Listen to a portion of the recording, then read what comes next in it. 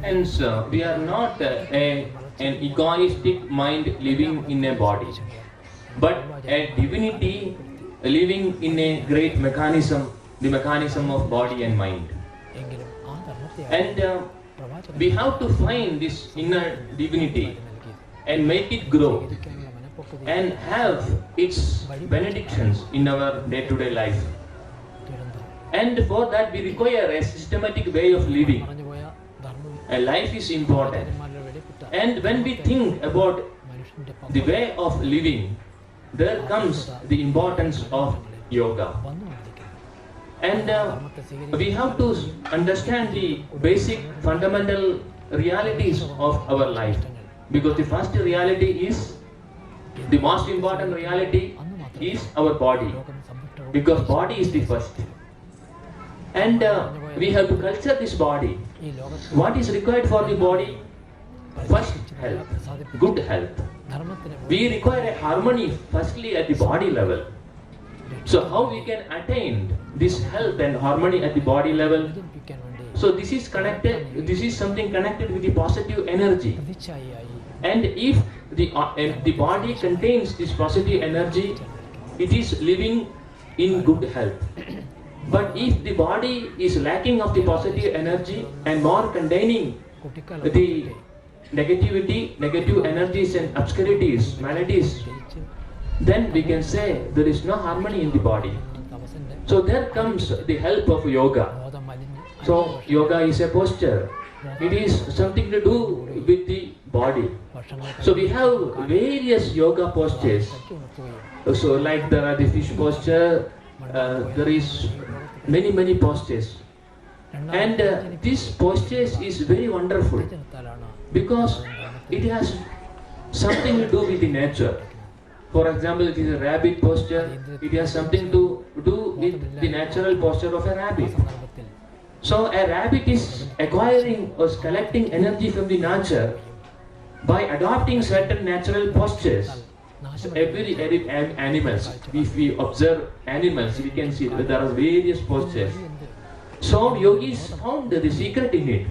So if we can also adapt such natural postures, we can also absorb energy, collect energy from the nature, positive energy. So this positive energy can work in the body and it can bring positive changes in the body, harmonize the energies of the body, remove the defects of the body. So basically, when we work with the body with yoga postures, it is to connect with the nature and to bring the energy of the nature working at the body level, removing the defects of the body and cultivating the positive health in the body. But it is not finished with that. From the body we have to move ahead. We have to work with the mind. So then when we think more about the yoga, then yoga becomes a culturing of the mind. It is working with the mind. So how to remove the defects of the mind, how we can concentrate the power of the mind, how we can move into the deeper aspect of the mind. So the yoga, for example, the Yoga Sutra of the Patanjali, when we look, we can see these secrets, how meditation, how pranayama can be helped to work with the higher aspect of the mind and culturing the mind.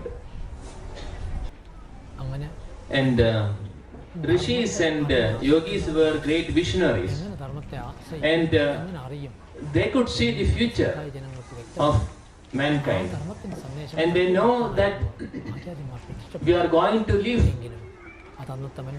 against the higher principles of life and going to live in sorrow with disease, disharmony with nature, and a great disharmony in body, mind and energies, and we will have great friendship with suffering and a great distance from joy. So this is going to happen in mankind, into mankind. Seeing this, these compassionate hearts of great rishis and yogis gifted us with this great path of yoga and meditation. And they asked us to adopt the postures of animals. Why? Because animals are also living in this nature, but they are not going to the yoga schools. There is no yoga instructor for a cat or a rabbit or an animal. But today, all around the world, we have many yoga schools, thousands of yoga instructors, yoga teachers. It is increasing everywhere. Why? Because for animals and for other like creatures in the nature, this is not required because they are leading a very natural life. So mother existence, mother nature is working directly in them.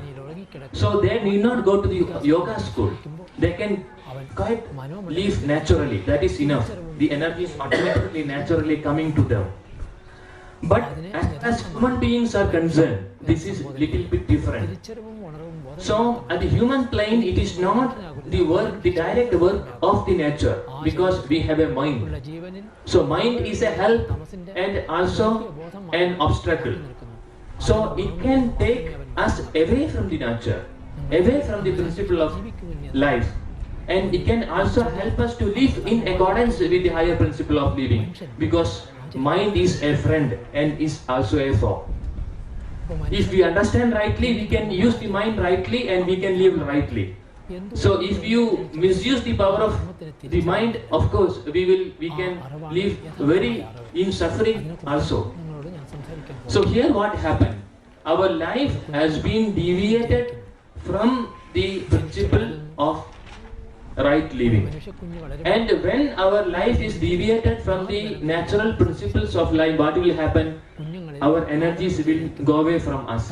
So there will be diseased body, and there will be stress and strain in the mind, tension in the mind, no happiness, no harmony, no connection, no understanding. So life becomes a suffering. So when life becomes a suffering, we require a reconnection. So these yoga techniques, whether it is working with the body or with the prana or with the mind, this is for a reconnection, because we have deviated from the right principles of life required at the human level. തമസിൻ്റെ തീഷ്ണതയിൽ തിരിച്ചറിവില്ലാത്ത മനുഷ്യബോധം